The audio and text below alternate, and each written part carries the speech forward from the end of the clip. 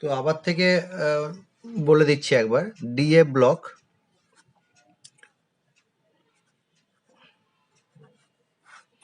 Deo ব্লকের 26টা প্রশ্ন করেছিলাম, 27 মার্কসের যে কোশ্চেনটা আছে, সিইউ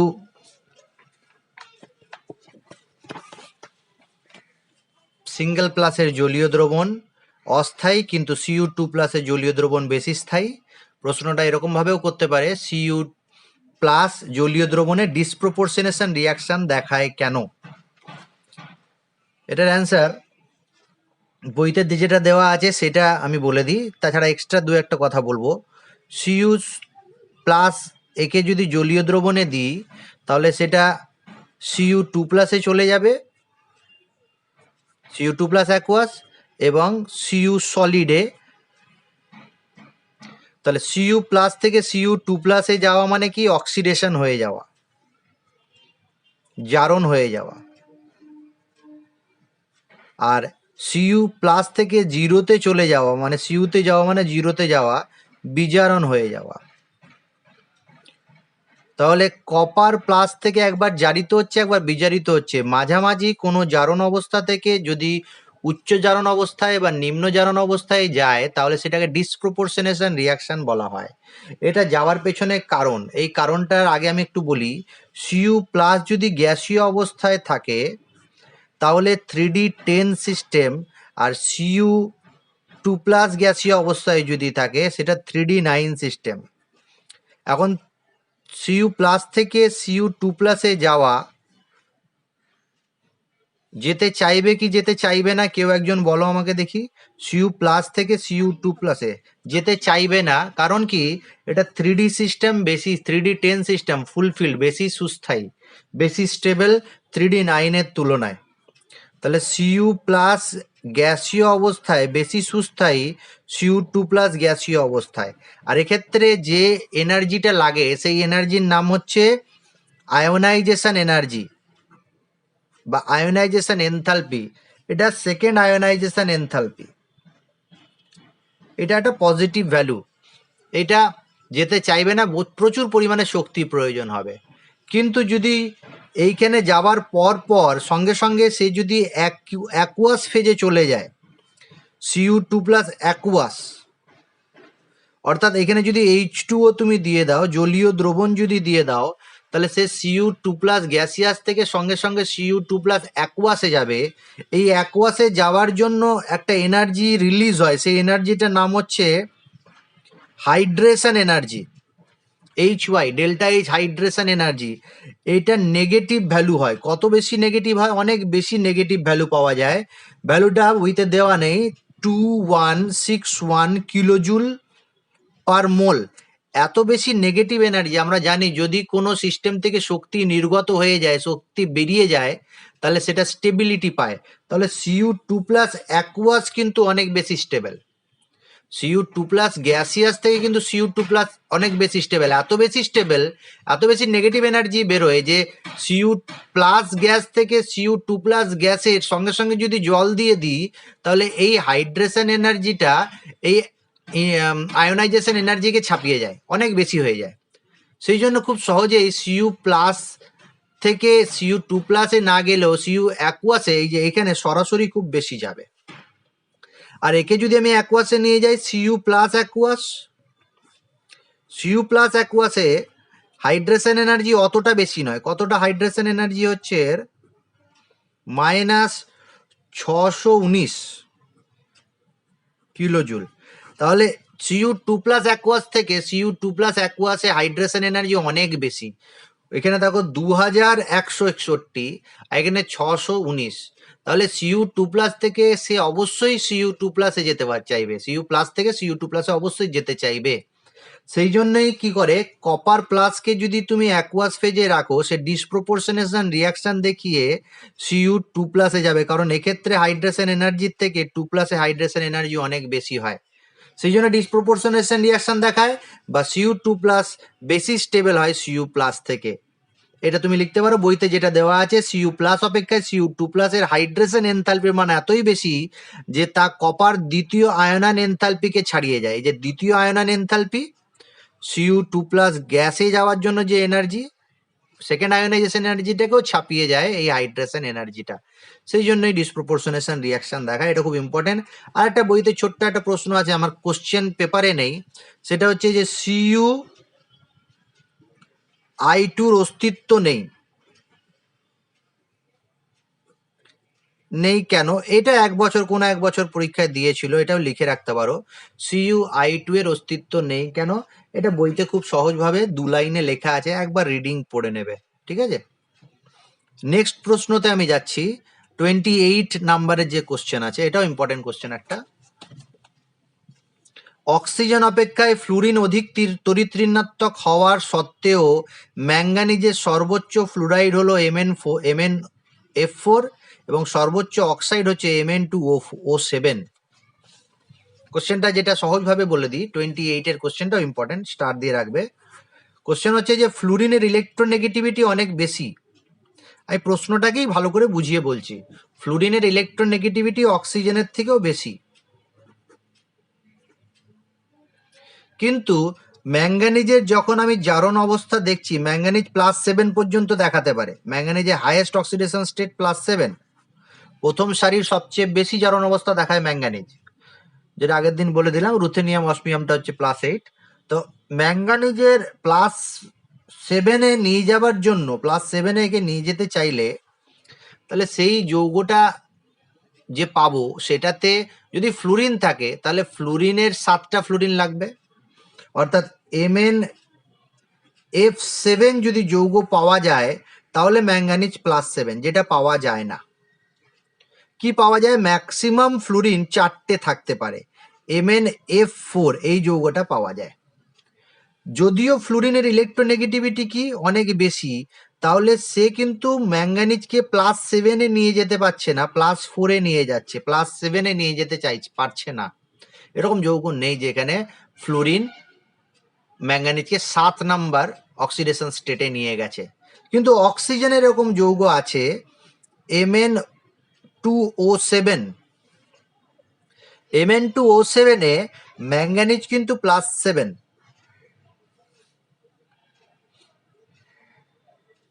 তাহলে ম্যাঙ্গানিজকে অক্সিজেন নিয়ে যেতে পারছে কিন্তু ফ্লুরিন নিয়ে যেতে পারছে না, যদিও ফ্লুরিনের ইলেকট্রোনেগেটিভিটি বেশি। এটার কারণটা কি? এটার কারণ হচ্ছে যে ফ্লুরিন একযোজী একটা মৌল। একযোজী মৌল মানে কি? সে এক বন্ধন করতে পারে, দ্বিবন্ধন করতে পারে না, ডাবল বন্ড ফ্লুরিন করতে পারে না। তাই ফ্লুরিন কখনোই ম্যাঙ্গানিজের সাথে এরকম ভাবে কোনো রকম বন্ড করতে পারবে না, এফ আবার সেই এফটা আবার আরেকটা ম্যাঙ্গানিজের সাথে, অর্থাৎ ডাই নিউক্লিয়ার কোনো যৌগ তৈরি করতে পারবে না, মোনো নিউক্লিয়ারই করবে। এখানে কিন্তু অক্সিজেন দেখো, ম্যাঙ্গানিজ, দুটো ম্যাঙ্গানিজ আছে এখানে, তা দুটো নিউক্লিয়ার হয়ে যাচ্ছে। যেমন ম্যাঙ্গানিজের সাথে কিন্তু অক্সিজেন এরকম বন্ড করতে পারবে, অর্থাৎ অক্সিজেন ব্রিজিং লিগ্যান্ড হিসাবে কাজ করতে পারবে, ফ্লুরিন পারবে না। যদি এরকম ভাবে ব্রিজিং লিগ্যান্ড হিসাবে করতে পারে, তাহলে যে যৌগটা পাবে সেটা হচ্ছে MnOMn, এরকম একটা যৌগ। আমি স্ট্রাকচারটা পরের পাতায় আঁকছি, যেখানে মানে এই যে Mn2O7 এর স্ট্রাকচারটা ড্র করছি আমি।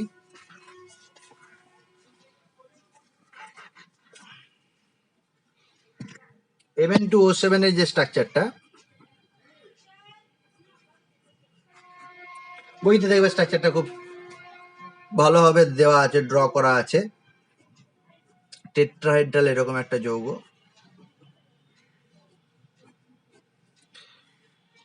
ডবল বন্ডেড অক্সিজেন আছে।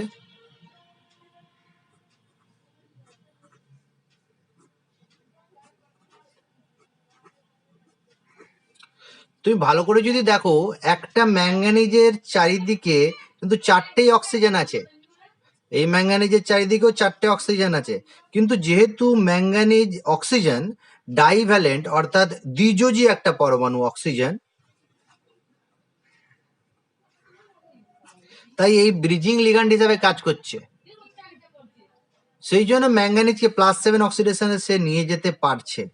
কিন্তু ফ্লুরিনের ক্ষেত্রে 4টে ফ্লুরিনের বেশি আর ফ্লুরিন যদি এখানে চলে আসে, অর্থাৎ যদি ম্যাঙ্গানিজটার চারিপাশে 7টা ফ্লুরিন থাকে, তাহলে ফ্লুরিনের যে ইলেকট্রোনেগেটিভিটি বেশি থাকার জন্য ফ্লুরিন রিপালশন শুরু হয়ে যাবে। একটা ফ্লুরিন আর একটা ফ্লুরিন বেশি কাছাকাছি আসতে পারে না, টেট্রাহেড্রালি সারাউন্ডেড আছে, কিন্তু যদি আরো কাছাকাছি চলে আসে তাহলে রিপালশন শুরু হয়ে যাবে। রিপালশন হয় বলে স্টেবিলিটি কমে যাবে। আবার এরকম ফ্লুরিন আবার কিন্তু পাশের আরেকটা ম্যাঙ্গানিজের সাথে যৌগও তৈরি করতে পারছে না, তাহলে এটাও হচ্ছে না, কারণ কি ফ্লুরিন দ্বিযোজী নয়। অক্সিজেন দেখো, অক্সিজেনের ইলেকট্রোনেগেটিভিটি বেশি, অক্সিজেনও কিন্তু একসাথে একটা ম্যাঙ্গানিজে 4টের বেশি 5টা 6টা ফ্লুরিন অক্সিজেন চলে এলেও কিন্তু রিপালশন হবে। কিন্তু অক্সিজেনের দ্বিযোজী প্রপার্টি থাকার জন্য এরকম ব্রিজিং লিগ্যান্ড হিসাবে সে কাজ করতে পারছে, আর ম্যাঙ্গানিজকে +7 নিয়ে যেতে পারছে। বোঝা গেছে ব্যাপারটা? পর্যন্ত অক্সিডেশন স্টেট থেকে প্রশ্নগুলো সব বলে দিলাম, মানে ইম্পর্টেন্ট প্রশ্নগুলো আমি যেটা মনে করেছি বলে দিয়েছি। তোমাদের এর থেকেও বেশি ইম্পর্টেন্ট কোশ্চেন হতে পারে, তোমরা কোশ্চেন নিজে থেকে সার্ভে করে বার করবে, কোশ্চেনিং করবে। নেক্সট যেটা 29, এই কোশ্চেনটাও কিন্তু ইম্পর্টেন্ট, আমি স্টার দিয়ে রেখেছি বা ডবল দাগ দিয়েছি পেন্সিল দিয়ে, সেটা আমি দেখিয়ে দিই আবার একবার, যাদের কাছে কোশ্চেনটা আছে হাতের কাছে তারা দেখতে পাচ্ছ। E0 Mn3+ থেকে Mn2+ এর মান +1.57, আর E0 ক্রোমিয়াম 3+ থেকে ক্রোমিয়াম 2+ এর মান -0.41 ভোল্ট অপেক্ষায় বেশি হয় কেন? অর্থাৎ ম্যাঙ্গানিজ 3+ 2+ এর পজিটিভ ভ্যালু হচ্ছে রিডাকশন পোটেনশিয়াল, আর ক্রোমিয়ামের 3+ 2+ এ ঋণাত্মক হচ্ছে, মাইনাস ভ্যালু হচ্ছে -0.41 ইলেকট্রন ভোল্ট। এটার কারণ কি?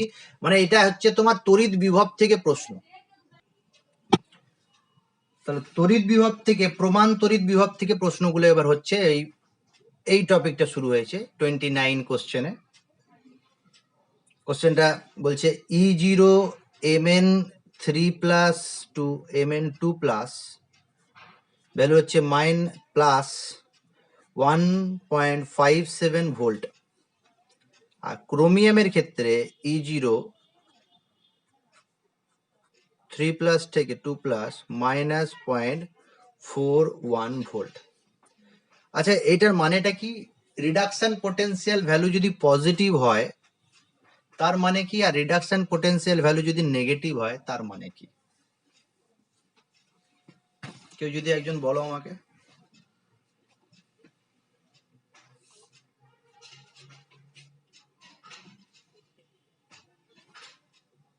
ম্যাঙ্গানিজ 3+ যেতে চাইবে, তো ক্রোমিয়াম 3+ চাইবে না। যদি কারো ঋণাত্মক, এই কোশ্চেনটা ভালো করে বুঝে নাও, আর যেটা বলছি যে পয়েন্টটা, E0 ভ্যালু, E0 মান ঋণাত্মক হলে বা বেশি ঋণাত্মক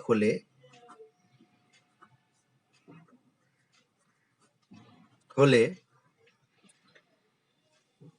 Mn বা Mn না বলে আমি লিখে দিলাম এই ক্রোমিয়াম বা ম্যাঙ্গানিজ বা যে কোনো মেটাল লিখে দিলাম M2+ আয়নকে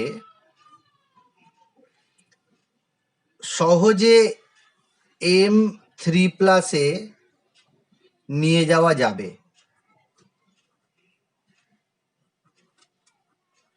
যত বেশি নেগেটিভ হবে তত Mn2+ Mn3+ এ যাবে সহজে, আর যদি পজিটিভ হয়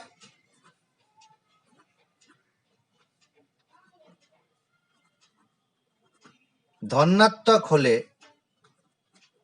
বা বেশি ধনাত্মক হলে Mn2+ কে বা M2+ কে M3+ এ যাবে না। এই পয়েন্টটা কিন্তু কে বুঝতে পারলে না। রিডাকশন পোটেনশিয়াল ইলেকট্রোকেমিস্ট্রিটা তোমাদের যদি ভালো ধারণা থাকে তাহলে এটা বুঝে নিয়েছো তুমি। অর্থাৎ Mn2+ থেকে Mn3+ এ যদি ঋণাত্মক মান বেশি হয়, যেমন এখানে হচ্ছে তোমার পজিটিভ ধনাত্মক মান আমি দেখতে পাচ্ছি, তাহলে এটা যেতে চাইবে কি চাইবে না? চাইবে। ধনাত্মক মান আছে, এখানে লিখেছি ধনাত্মক মান হলে কি হবে? থেকে 3+ বলছেন, ওখানে 3+ থেকে 2+, তো উল্টোটা হবে না? হ্যাঁ, এইভাবেই লেখে তো, ওখানে তো লেখে এইভাবেই, লেখাটা এটাই। এটার মানেটা হচ্ছে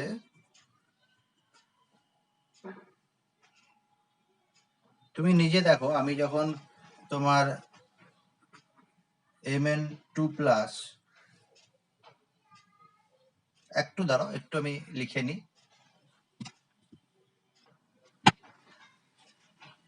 এখানে হচ্ছে ম্যাঙ্গানিজটা ডি কত সিস্টেম, D5 সিস্টেম, আর এখানে ম্যাঙ্গানিজটা হচ্ছে D4 সিস্টেম। তাহলে Mn2+ থেকে Mn3+ এ যেতে চাইবে কি? না। আর এটা যেটা লিখেছি অ্যাকচুয়ালি এটা লিখি এরকম ভাবে, কিন্তু বলবো যখন তখন এরকম ভাবে বলবো। তাহলে যেহেতু E0 এর ভ্যালুটা কি পেয়েছি, পজিটিভ পেয়েছি, পজিটিভ 1.57, আর এখানে লিখেই দিয়েছি E0 এর মান যদি ধনাত্মক হয় তাহলে 2+ থেকে 3+ সে যাবে না। আর এখানে দেখেও নিলাম যে কেন যাচ্ছে না, কারণ এখানে D5 সিস্টেম বেশি স্টেবল, বেশি সুস্থায়ী। আর ক্রোমিয়ামের ক্ষেত্রে কি হবে, ক্রোমিয়ামের ক্ষেত্রে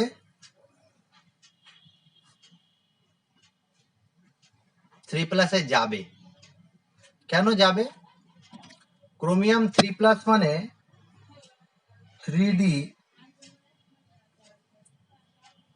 এটা লিখে দিই যাবে না, এটা হচ্ছে যাবে।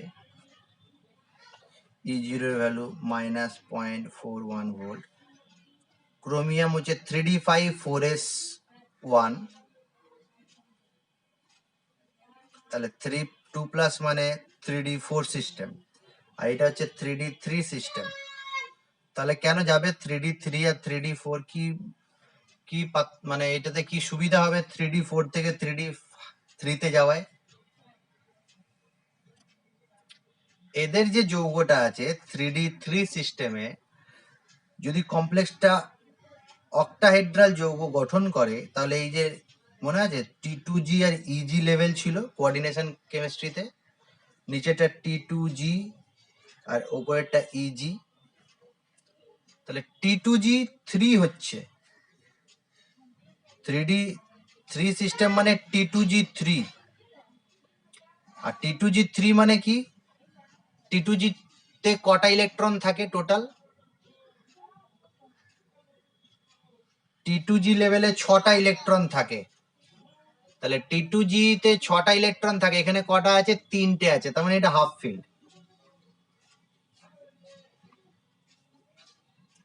তার মানে 3D3 যে যৌগগুলো আছে সেগুলো স্টেবিলিটি অনেক বেশি হয় 3D4 সিস্টেম, মানে ক্রোমিয়ামে 2+ এর যৌগ থেকে ক্রোমিয়ামে 3+ এর যৌগগুলো বেশি স্টেবল হয়। একজন প্রশ্নও করেছো যে নিম্নলিখিত কোন জারণ সংখ্যাগুলো বেশি স্টেবল। এবার ক্রোমিয়ামের ক্ষেত্রে +3ও আছে, দেখবে +6ও আছে, তাহলে দুটোই বেশি স্টেবল হয়, +3 +6 দুটোই বেশি স্টেবল হয়, দুটোই লিখবে, যেখানে দুটো থাকে সেটা দুটো লিখবে। তাহলে কেন ম্যাঙ্গানিজ 2+ থেকে 3+ এ যেতে চায় না, অর্থাৎ ধনাত্মক মান হয়, আর কেন ম্যাঙ্গানিজ ক্রোমিয়াম 2+ থেকে 3+ এ যেতে চায়, ঋণাত্মক মান হয়। ঋণাত্মক মান মানে কি, যেতে চাইবে 2+ থেকে 3+ এ, ধনাত্মক মান মানে যেতে চাইবে না 2+ থেকে 3+ এ। বুঝতে পেরেছি ব্যাপারটা? এবার যে প্রশ্নটাই মানে এখানে যে একটা জিনিস আটকে গেল তোমাদের, যে স্যার এখানে তো দেওয়া আছে 3+ থেকে 2+ এ, এটা এরকম ভাবে ব্যাখ্যা দেওয়া যায়, বেনাও তোমার ইলেকট্রোকেমিক্যাল সিরিজে কি ছিল, রিডাকশন পোটেনশিয়াল ভ্যালুগুলো আমরা এরকম ভাবে লিখি, বেনাও মেটাল সেই ইলেকট্রন নিচ্ছে, আর তাহলে সে মেটাল নেগেটিভে, মেটাল যেতে চাইবে কি, ইলেকট্রন গ্রহণ করতে চাইবে, ইলেকট্রন সে গ্রহণ করতে চায় না।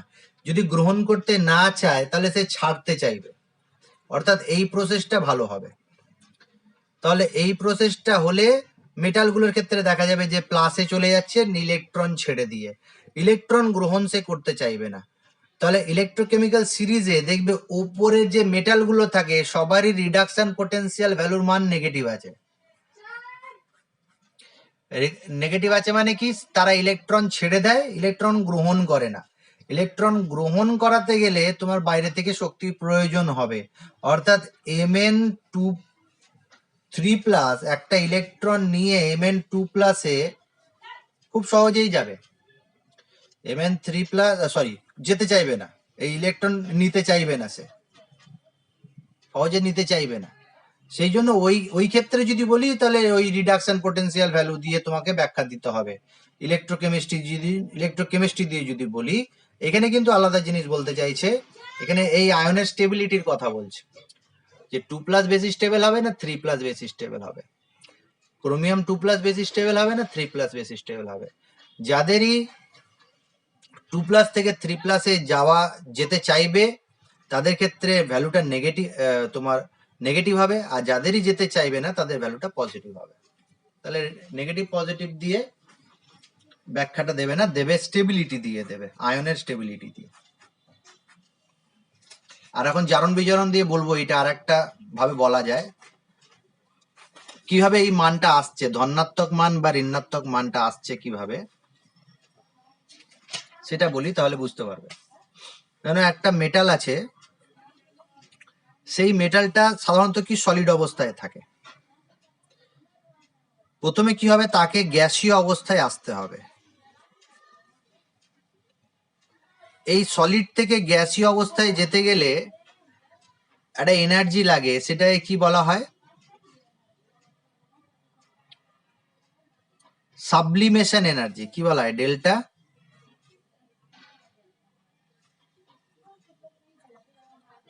SSUB, sublimation energy. আবার সেই গ্যাসীয় অবস্থায় যে মেটালটা গেছে, সেটা যখন গ্যাসীয় ক্যাটায়নে আসবে তখন একটা এনার্জি লাগে, সেটাকে কি বলা হয়, আয়োনাইজেশন এনার্জি, আয়োনাইজেশন এনার্জি। আর সেই গ্যাসীয় যে মেটালটা আছে সেটা যদি আবার একটা ইলেকট্রন ছাড়তে চায়, 2+ যেতে চায়, তাহলে সেকেন্ড আয়োনাইজেশন এনার্জি। এটা যেমন first ionization energy, second ionization energy. আর সেই যে 2+ আয়নটা গ্যাসীয় অবস্থা আছে, সেটা যখন অ্যাকুয়াস ফেজে আসতে চায়, তাহলে সেটাকে কি বলা হয়, একটু আগেই বলেছি, হাইড্রেশন এনার্জি। হাইড্রেশন এনার্জি অর্থাৎ একটা মেটাল সলিড থেকে 2+ অ্যাকুয়াস ফেজে আসতে গেলে এতগুলো তাকে ধাপ অতিক্রম করতে হয়। তাহলে আমি যদি একবারে বলি মেটাল সলিড থেকে মেটাল অ্যাকুয়াস 2+ যেতে চাইছে, তার মানে এই সমস্ত এনার্জিগুলোর ক্যালকুলেশন করে এই জায়গাটায় পৌঁছাতে পারবে। এটাকে বলা হয় ডেল্টা এইচ টোটাল। সেটা কি, ডেল্টা এইচ টোটালটা পাওয়া যায় কি করে, সেটাকে প্রথমে সাবলিমেশন এনার্জিতে যেতে হয় গ্যাসিয়াস ফেজে, তারপরে সেটাকে হয়ে নাও তুমি ডাইরেক্ট 2+ আয়নে যেতে পারো, তার মানে 2+ গ্যাসিয়াসে যাবে। এখানে ফার্স্ট আয়নাইজেশন এনার্জি আছে প্লাস সেকেন্ড আয়নাইজেশন এনার্জি আছে, আর এখানে সাবলিমেশন এনার্জি আছে। এইখান থেকে এইখানে গেলে হাইড্রেশন এনার্জি আছে। তার মানে এই ভ্যালুটা, এই ভ্যালুটা আর এই ভ্যালুটা, এই তিনটের ক্যালকুলেশন করে এটা পাওয়া যায়। যার ক্ষেত্রে এই ভ্যালুটা বেশি নেগেটিভ হবে, তত সহজে যাবে। এবার এই ক্যালকুলেশন করে তবে তো দেখবো নেগেটিভ, যেমন এইটা নেগেটিভ মান পাওয়া যায়, এটা পজিটিভ পাওয়া যায়, এটা পজিটিভ পাওয়া যায়। তার মানে হাইড্রেশন এনার্জি কিন্তু একটা বড় রোল আছে এই ডেল্টা এইচ টোটালটা কি হবে। আয়োনাইজেশন এনার্জিরও একটা বড় রোল আছে এই ডেল্টা এইচ টোটালটা কি হবে, আর সাবলিমেশন এনার্জির একটা ভূমিকা আছে ডেল্টা এইচ টোটালটা কি হবে। এই সমস্ত ক্যালকুলেশন করে যদি এটা নেগেটিভ পাওয়া যায়, তাহলে মেটাল সলিড থেকে মেটাল 2+ অ্যাকুয়াসে আসা যাবে। এই সমস্ত কিছু দেখে আমি বলতে পারবো যে একটা মেটাল 2+ বা 3+ যাবে কি যাবে না। এইখানে দেখবে অনেকগুলো ছক দেওয়া আছে বইতে, সেই ছকে সব ভ্যালুগুলো দেওয়া আছে, টাইটেনিয়াম, ভ্যানাডিয়াম, ক্রোমিয়ামের সমস্ত ভ্যালুগুলো দেওয়া আছে, দিয়ে লাস্টে ওই Mn2+ থেকে Mn E0 এর ভ্যালুগুলো দেওয়া আছে। এই Mn2+ থেকে Mn অর্থাৎ Mn থেকে Mn2+ বা Mn2+, এটা অ্যাকচুয়ালি আমি বলেছি আগে যে এটা Mn থেকে Mn2+ কে বোঝাচ্ছে। Mn থেকে Mn2+, যেমন ওই ক্রোমিয়াম 3+ আর 2+ ছিল, তার মানে ক্রোমিয়াম 2+ থেকে 3+ এর কথা বলছে। এবার বুঝতে পারছি ব্যাপারটা? মেটাল থেকে মেটাল 2+ অ্যাকুয়াস, তাহলে এখানে লিখেছে কি হবে, মেটাল 2+ অবলিক মেটাল, এইভাবেই লেখা হয়। কিন্তু যখন আমরা এই স্ট্রাকচার মানে এর যে ধাপগুলো দেখাবো তখন অ্যাকচুয়ালি কি হচ্ছে, মেটাল সলিড থেকে মেটাল 2+, তাহলে Mn3+ থেকে Mn2+, মানে কি Mn2+ থেকে Mn3+ যাবে কি যাবে না সেটা বলতে চাইছে। যার এই মানটা যত বেশি নেগেটিভ হবে সে যাবে। যেমন এইখানে কপারের ক্ষেত্রে মানটা ধনাত্মক এসছে, অর্থাৎ কপার সলিড থেকে কপার 2+ অ্যাকুয়াসের ক্ষেত্রে কি হবে, ধনাত্মক। এই প্রশ্নটা আমি পরে আছে, আমি দেখাচ্ছি, বলছি, ঠিক আছে? কেন ধনাত্মক আছে মানে কি, যেতে চাইবে না, তাই তো বললাম একটু আগে, ধনাত্মক থাকলে, এই যে বললাম এখানে, যেতে চাই। হ্যাঁ যেখানে বললাম ধনাত্মক থাকলে যেতে চাইবে না, আর ঋণাত্মক থাকলে যেতে চাইবে, অ্যাকচুয়ালি টোটালটা বলতে চাইছে। তাহলে নেক্সট যে প্রশ্নটা, এই প্রশ্নটা আসবো আমরা কপারের ক্ষেত্রে।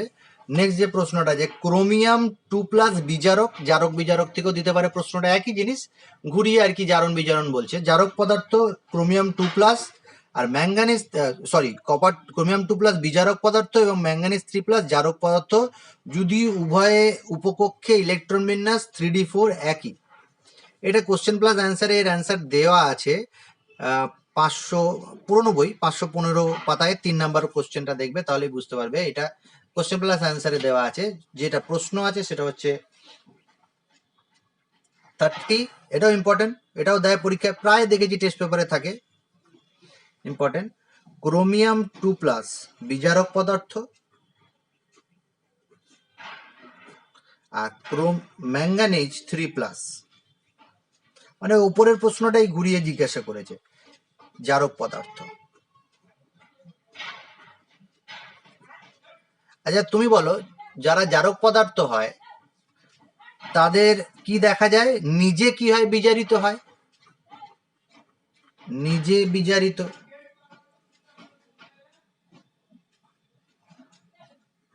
আর যারা বিজারক পদার্থ হয় সেটা নিজে কি হয়, জারিত হয়। তার মানে এটা বলতে চাই যে ক্রোমিয়াম 2+ বিজারক পদার্থ, অর্থাৎ ক্রোমিয়াম 2+ ক্রোমিয়াম 3+ চলে যাবে, যাবে। আর ম্যাঙ্গানিজ 3+ কে কি বলছে, জারক পদার্থ। তাহলে ম্যাঙ্গানিজ 3+ কোথায় যাবে, ম্যাঙ্গানিজ 2+ এ যাবে। উল্টোটা কি হবে, ম্যাঙ্গানিজ 2+ 3+ এ যাবে, ম্যাঙ্গানিজ 2+ 3+ এ যাবে না, ম্যাঙ্গানিজ 2+ 3+ এ যাবে, যাবে না। হ্যাঁ যাবে না। তাই একটু আগেই তো এটা ব্যাখ্যা হয়ে গেল, ক্রোমিয়াম 2+ থেকে 3+ এ যেতে চায় কারণ এটা 3D3 system, T2G system, T2G3 system. আর ম্যাঙ্গানিজ 3+ থেকে 2+ 3D5 সিস্টেম, এটাই তো হবে, 3D5এই তো যাবে, অর্থাৎ 3D4 থেকে 3D5 এ যাবে, এটা 3D4 থেকে 3D3 তে যাবে। একটু আগেই ব্যাখ্যা দিয়েছি, এখানে E0 ভ্যালু দিয়েও ব্যাখ্যা দিতে পারো, না দিলেও হবে, কারণ তোমার ভ্যালু মুখস্থ নেই E0, তখন তুমি এই স্টেবিলিটি অর্ডার দিয়ে বলে দেবে T2G3 সিস্টেম আর 3D5 সিস্টেম। এটাও হাফ ফিল্ড, এটাও হাফ ফিল্ড। তাহলে কেন ক্রোমিয়াম 2+ বিজারক পদার্থ আর ম্যাঙ্গানিজ 3+ জারক পদার্থ, ব্যাখ্যা দিয়ে দিলাম। তুমি কি লিখবে, জারক পদার্থ নিজে বিজারিত হয়, অপরকে জারিত করে, অর্থাৎ ম্যাঙ্গানিজ 3+ ম্যাঙ্গানিজ 2+ এ বিজারিত হবে। কেন বিজারিত হবে, কারণ 3D5 সিস্টেম হবে, হাফ ফিল্ড হবে, তাই বিজারিত হয়ে যাবে, তাই এটা জারক পদার্থ। ক্রোমিয়াম 2+ বিজারক পদার্থ অর্থাৎ ক্রোমিয়াম 2+ নিজে জারিত হয়ে 3+ যাবে। কেন 3+ যাবে? কারণ সে 3+ গেলে 3D3 সিস্টেম হবে, যেটা T2G3 half field electronic configuration পাবে। নেক্সট প্রশ্ন যেটা বলছিলাম একটু আগে, কপার 2+ অবলিক কপার ভ্যালু হচ্ছে 0.34 ভোল্ট। কপারের প্রমাণ বিজারণ বিভবের মান ধনাত্মক হওয়ার কারণ কি? এটারও অ্যান্সার দেওয়া আছে বইতে 514 পাতায় 93 এর কোশ্চেনটা। যে প্রশ্নটা আমি এখানে বুঝিয়ে লিখছি, যে E0 Cu2+ অবলিক Cu ধনাত্মক 34 ভোল্ট 0.34 ভোল্ট। এটা বললাম কত পাতায় আছে? 14 পাতায় 93 প্রশ্নটা।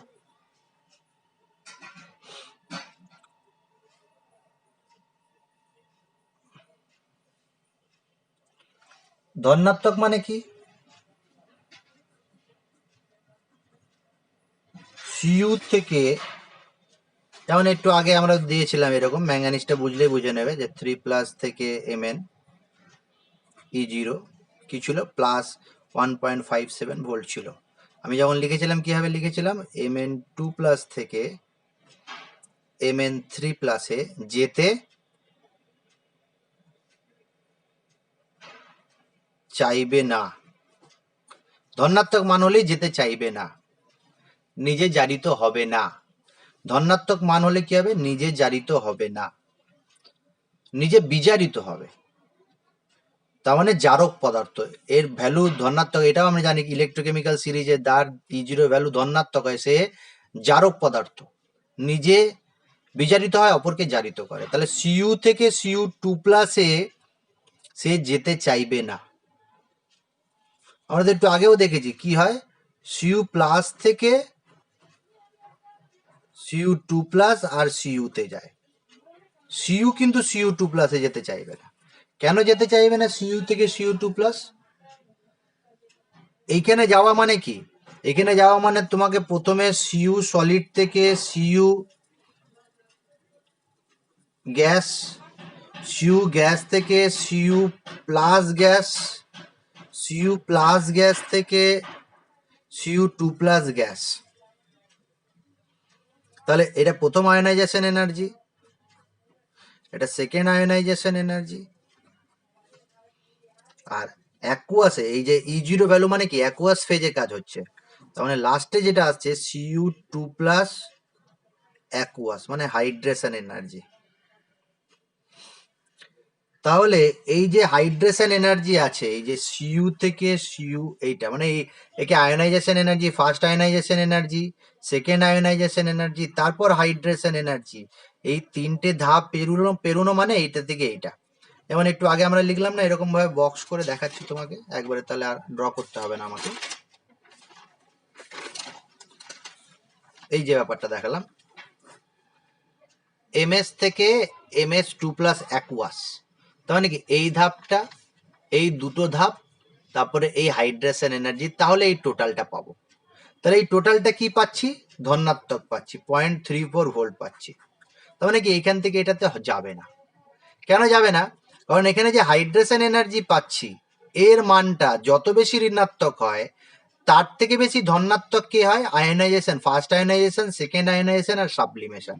অর্থাৎ delta H sublimation plus first ionization, second ionization, এদের মানটা বেশি হয় হাইড্রেশন এনার্জির তুলনায়। বলো, হাইড্রেশন এনার্জির তুলনায় এদের মানগুলো বেশি হয়, তাই নেগেটিভ মান হয় না, ডেল্টা এইচ টোটালের পজিটিভ মান হয়। First ionization energy, second ionization energy আর সাবলিমেশন, এই তিনটের মান যখন আমি যোগ করব এর ধনাত্মক মানটা অনেক বেশি হয়ে যাবে এই হাইড্রেশন এনার্জির তুলনায়। তার মানে সেই জন্য সিস্টেমে প্রমাণ বিজারণ বিভবের মান ধনাত্মক হয়। ঠিক আছে?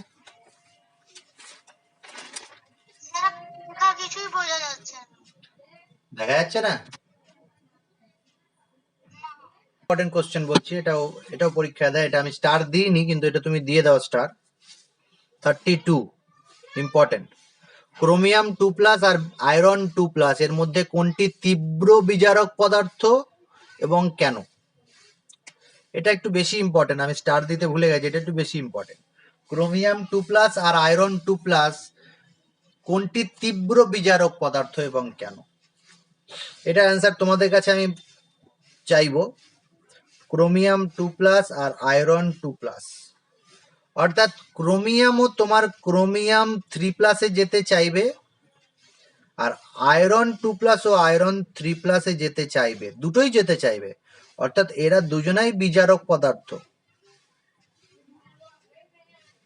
ম্যাঙ্গানিজ যেমন জারক জারক ম্যাঙ্গানিজ হচ্ছে তোমার জারক পদার্থ, আর ক্রোমিয়াম বিজারক পদার্থ। এখানে ক্রোমিয়াম বিজারক, আয়রনও বিজারক।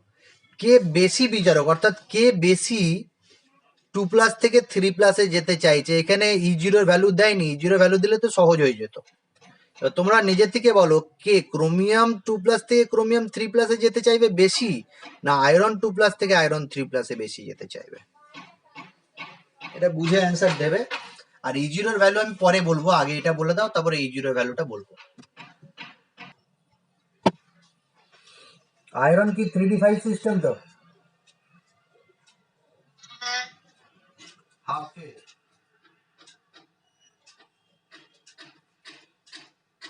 পাঁচটা ডি ইলেকট্রন থাকে, এটা 6টা থাকে। এনার্জি যদি দেখাই, এটা যদি এনার্জি লেভেল হয় তাহলে এটা ডি। আর T2G-তে কি হয়? T2G-তে এনার্জি লেভেলটা আরো কমে যায় না? এটা T2G, তাহলে একটা ডি অরবিটাল, আর T2G এনার্জি কিন্তু আরো কম।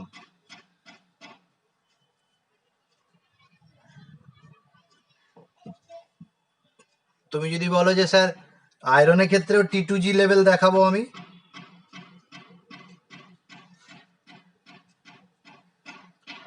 তাহলে T2G-তে তোমার 3টে থাকে আর EG-তে 2টো থাকে, ওভারঅল CFSE 0 হয়ে যায়।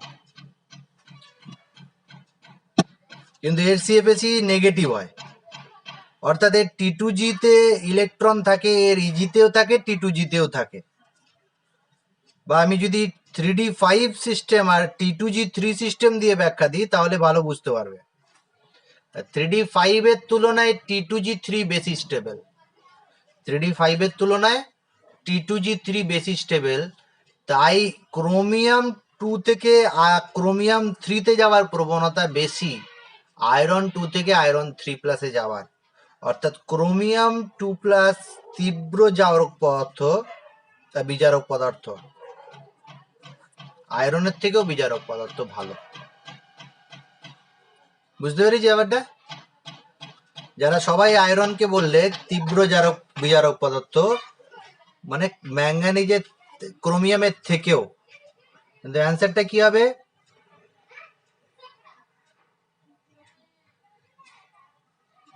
ক্রোমিয়াম বেশি বিজারক পদার্থ আয়রনের তুলনায়। এটা পাবে, বইতেই পাবে, 4 নাম্বার পয়েন্টে পেয়ে যাবে যে আয়রন 3+ D5 আয়ন ইলেকট্রোমিনাস খুবই সুস্থ হওয়ার জন্য সহজেই 3+ এ জারিত হয়, কিন্তু আবার ক্রোমিয়ামের ক্ষেত্রে দেখবে 3D3 যেটা হচ্ছে T2G3। তাহলে এটা অ্যান্সার হবে।